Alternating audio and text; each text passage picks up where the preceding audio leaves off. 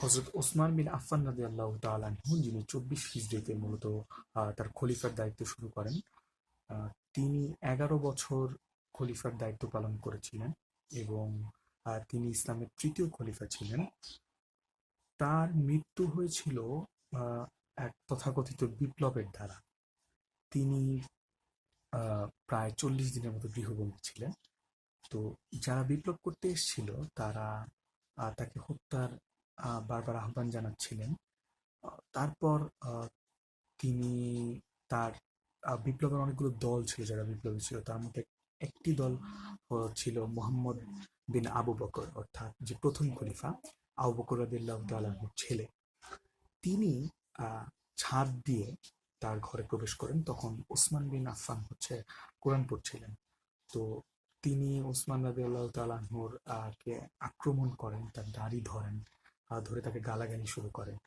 তখন ওসমান বলছিলেন যে যদি তোমার পিতা বেঁচে থাকতো তবে হয়তো তিনি এটা পছন্দ করতেন না। তো তারপর তিনি বেশ লজ্জা পান এবং তিনি পিছু হটে আসেন। কিন্তু মোহাম্মদ বিন আবু বকরের যে দল ছিল বিপ্লবী, তারা পিছু না হটে তারা আঘাত করেন। প্রায় ৩ থেকে ৪টি আঘাত তার মাথায় লাগে। হযরত ওসমান বিন আফফানের আঘাতগুলো এত তীব্র ছিল, তার একটা সহজ উদাহরণ দেওয়া যেতে পারে যে তার আঘাত থামানোর জন্য তার যে সহধর্মিণী, যার নাম ছিল নাইলা, তিনি একটা হাত দিয়েছিলেন। একটি আঘাত তার হাতের একটা আঙুলের অংশে লেগেছিল, সেই আঙুলটার সাথে সাথে কেটে গিয়েছিল, মানে আলাদা হয়ে গিয়েছিল। সুতরাং এরকম একটা আঘাত, এরকম কয়েকটা আঘাতের পর আসলে তিনি মারা যান।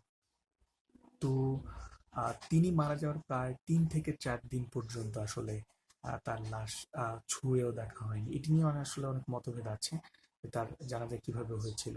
কিন্তু আহ, এতটা বাজে অবস্থা ছিল তখন মদিনার যে আসলে তাকে দাফন করবার মতো আসলে কারো সাহস ছিল না। কিন্তু সবচেয়ে খারাপ ব্যাপার হচ্ছে, তাকে যেই অভিযোগে অভিযুক্ত করে আসলে হত্যা করা হয় সেই অভিযোগের সাথে তার দূরতম কোনো সম্পর্ক ছিল না।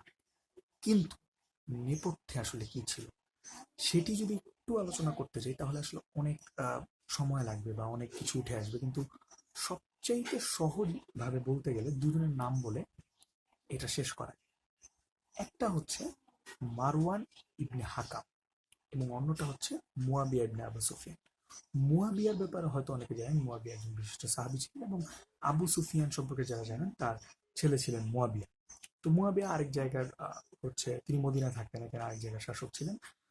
তো মারওয়ান ইবনে হাকাম ছিলেন উসমান রাদিয়াল্লাহু তাআলা আনহু, যিনি যার হত্যাকাণ্ডের ঘটনা আমরা বলছি, ওসমান বিন আফফানের চাচাতো ভাই। ওসমান বিন আফফান আসলে শাসক হিসেবে ছিলেন খুবই দয়ালু। ওমর রাদিয়াল্লাহু তাআলা আনহু যখন শাসন করছিলেন তখন তার ব্যাপারে অনেক ধরনের কথা চলতো যে তিনি খুব আহ, অত্যাচারী শাসক, যেটা আমরা আগের ভিডিওতে আলোচনা করেছি। কিন্তু আসলে তিনি ছিলেন খুব কঠোর। কিন্তু তার জায়গায় ওসমান বিন আফফান ছিলেন একদম শিষ্টাচার একজন লোক, যেটা হয়তো প্রশাসনিক কাজে খুব বেশি কার্যকরী ছিল না, কিন্তু তিনি সেটা ছিলেন। এই প্রশাসনিক দুর্বলতাটাও আসলে তার মৃত্যুর কারণ হতে পারে, এটা ধরা যায়। তো তার ব্যাপারে একটা অভিযোগ ছিল তিনি নাকি স্বজন প্রিয়তা করেন। এটা খুবই একটা অপবাদ, তার আগে বলে রাখি। তিনি ১১ বছরের খলিফার যে শাসন, তার যে প্রশাসনিক জীবন, সেখানে ৬ বছর তার কোনো আত্মীয়কে কোনোভাবেই কোনো প্রশাসনিক কাজে ইনভলভ করেননি। পয়েন্ট টু বি নোটেড, ৬ বছর, এটা কিন্তু খুব কম সময়। কিন্তু তিনি আত্মীয়দের খুব পছন্দ করতেন। আত্মীয়দের সম্পর্ক আমরা যেভাবে রাখি তার চেয়ে তিনি বেশি রাখতেন। তো তিনি ৬ বছর পর আস্তে আস্তে তার কিছু আত্মীয়কে বিভিন্ন ধরনের প্রশাসনিক কাজকর্মে জড়াতে শুরু করেন। কিন্তু সমস্যা হয়েছে, তিনি যেসব আত্মীয়দের নিয়েছিলেন তারা আসলে তার যে প্রশাসনিক কাজগুলো ছিল সেটি ঠিকভাবে করেননি। এ কারণে তার বিরুদ্ধে অভিযোগ যায় যে তিনি স্বজনপ্রীতা করছেন, তিনি তার নিজের আত্মীয়দেরকে দিচ্ছেন। ব্যাপারটা আসলে সেরকম ছিল না। এইটা তার বিরুদ্ধে যে অভিযোগ হয় তার প্রধান কারণ আমি আগেই বলেছি, মারওয়ান ইবনে হাকাম, তার যে চাচাতো ভাই, তাকে একটা শাসনাগরের একটা গভর্নরের দায়িত্ব দেওয়া হয়েছিল।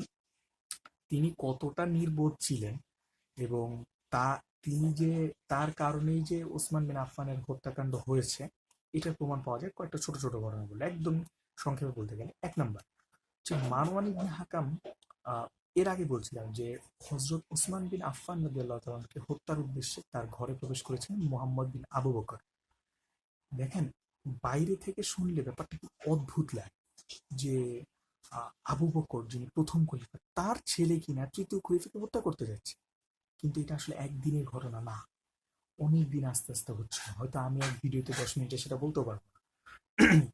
তো হজরত আবু বকর রাদিয়াল্লাহু তাআলার ছেলে যার ব্যাপারে বলছিলাম, মুহাম্মদ বিন আবু বকর ছিল মিশরের গভর্নর।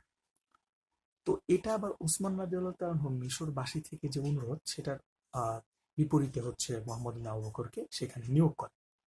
তো একবার তিনি কাফেলা নিয়ে যাচ্ছেন মিশরের দিকে, পথিমধ্যে আহ, মুহাম্মদ বিন আবু বকরের যে অনুসারী তারা একটা লোককে ধরে আনে, একটা দাস, যে বললেন যে এই দাসের মতিগতি ভালো লাগতেছে না, সে মনে হয় গুপ্তচর, তাকে ধরেন।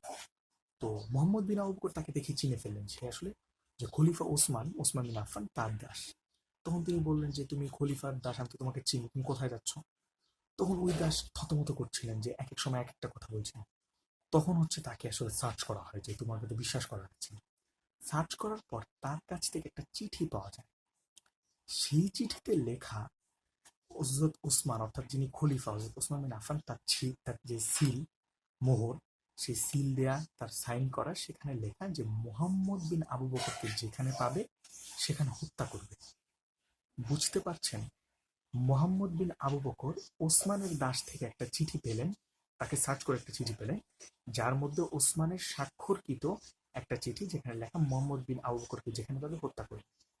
এটা পাওয়ার পর মোহাম্মদ বিন আবু বকরের অবস্থাটা কিরকম বা তার মানসিক অবস্থা কিরকম চলছে ভাবতে পারেন। তিনি তো সাথে সাথে ওসমানের কাছে গেলেন, ওসমানের কাছে যেয়ে বললেন যে এটা কি, আপনি আমাকে হত্যার আদেশ দিচ্ছেন? ওসমান বিন রাদিয়াল্লাহু এটা ব্যাপারে জানতেন না, কিন্তু তিনি চুপ করে রইলেন। এইখানে তার শিষ্টাচারিতার দুর্বলতা ছিল। তো তারপরে মোহাম্মদ বিন আবু আস্তে আস্তে খেপা শুরু করলেন। ইতিমধ্যে বিপ্লবীরা তো মানে এক ধরনের মানে বিপ্লব যে চলছে তার মধ্যে মানে আগুনে ঘি ঢেলে দেওয়া হলো। তো ইন দ্য মিন টাইম জানা গেল এই চিঠিটা আসলে লিখেছে মারওয়ান ইবনে হাকাম। মারওয়ান ইবনে হাকাম চিঠিটা লিখে তিনি একসময় খুব সম্ভবত প্রশাসনিক কাজে ছিলেন, তিনি হচ্ছে এই সেলটির নকল করেছেন। তখন তো মোহাম্মদ বিন আবু বকর আরো রাগায়। তখন তিনি এই ওসমান বিন আফফানের কাছে যেয়ে বললেন যে আপনার চাচাতো ভাই তিনি এই কাজটা করছেন, তা আমার হাতে তারা তুলে দেন। আপনার বিরুদ্ধে মানুষ আহ, অভিযোগ করতেছে, আমি নিজে অভিযোগ করেছি, কিন্তু কাজটা করেছে অন্যজন। ওসমান রাদিয়াল্লাহু তাকে তার বিরুদ্ধে মানে তার হাতে তুলে দিল। তিনি বললেন শান্ত। এই যে মানে তার যে শিষ্টাচারিতা, তার যে সরলতা, সেটাই আস্তে আস্তে তার বিরুদ্ধে একটা ষড়যন্ত্র করার জায়গা তৈরি করেছিল। এভাবে আসলে মারওয়ান ইবনে হাকামকে নিয়ে অনেক বলা যায়। এছাড়াও যখন বিপ্লবীরা তার তার ঘর ঘিরে ফেলছিল, তখন মদিনায় এত খারাপ অবস্থা, যারা গুরুত্বপূর্ণ মানুষ ছিলেন সবার বাসার সামনে একজন করে আহ, আহ, প্রহরী যোগ করা হয়েছিল যেন তারা বাসা থেকে বেরোতে না পারে। তো 3 দিন ধরে আটকে আছে, প্রচুর মানুষ আন্দোলন করছে। তখন তার সাথে ছিল ওসমান বিন আফফান, এই ওসমান বিন আফফানের সাথে ছিল তার চাচাতো ভাই যে মারওয়ান ইবনে হাকাম।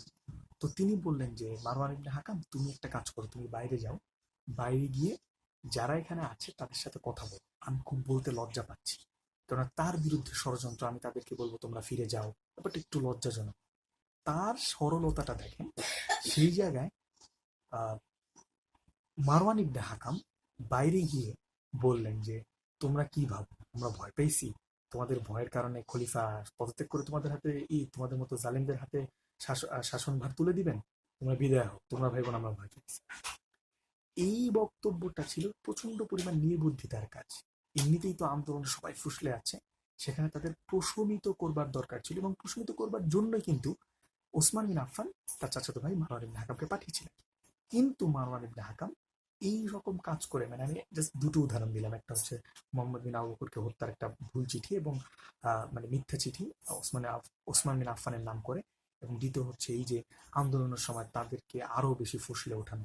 এরকম করে মোহাম্মদ বিন হাকামের অনেক কারণে আসলে বিপ্লবীরা একসময় বুঝেছেন যে আসলে মানে বিপ্লবীদের মধ্যে এরকম একটা মন মানসিকতা তৈরি হয় যে আসলে ওসমান বিন আফফান আসলে আমাদের খলিফা না। এছাড়াও আরো কিছু কারণ আছে, তার মধ্যে মুয়াবিয়া ইবনে আবু সুফিয়ানের কথা যদি একটু সংক্ষেপে বলি, যে মুয়াবিয়া ইবনে আবু সুফিয়ানের ব্যাপারে ঐতিহাসিকরা বলেন যে তার কাছে ওসমান রাদিয়াল্লাহু সাহায্য চাইছিলেন, কিন্তু তিনি জেনেও সাহায্য করেননি, ইচ্ছে করে তাকে হত্যার দিকে ঠেলে দিয়েছেন। ঐতিহাসিকদের মত আসলে আমি তেমন ভাবে গ্রহণ করতে রাজি না, কিন্তু তিনিও অনেকভাবে দায় এড়াতে পারেন না। মুয়াবিয়া ইবনে আবু সুফিয়ানের কাছে আসলেই চিঠি পাঠানো হয়েছিল এবং তিনি আসলেই তাকে সাহায্য করেন। কিন্তু ব্যাপারটা কিরকম ছিল যে উসমান বিন আফফান যখন তাকে চিঠি পাঠান যে মদিনার অবস্থা খুব খারাপ, আপনি আমাকে সাহায্য করুন, তখন মুয়াবিয়া ভাবছিল যে তার বিরুদ্ধে আন্দোলন চলতেছে, মদিনায় তো অনেক সাহাবী আছে, তারা হয়তো খুব ভালো জানে যদি আন্দোলন চলে থাকে তাকে যদি মানতে না চায় এটা তো তাদের ব্যাপার।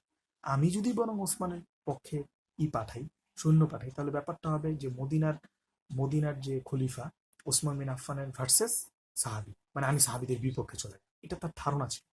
কিন্তু তিনি কোনোভাবেই মদিনার অবস্থা আঁচ করতে পারেননি, মদিনার যে এত খারাপ অবস্থা তিনি বুঝতে পারেন। এই না বুঝলে অনেকগুলো কারণ আছে, কমিউনিকেশন গ্যাপ আছে, তাছাড়া তখন হজের টাইম চলছিল, সবাই মক্কায় ছিল, তিনি খবর পাচ্ছিলেন না। এইসব কারণে আসলে ওসমান রাদিয়াল্লাহু তাআলা হত্যার অবস্থা পর্যন্ত এছাড়াও আরো কারণ আছে, ওমর রাদিয়াল্লাহু তাআলার যে হত্যার বিচার সেটি নিয়ে এক ধরনের কথা চলছিল।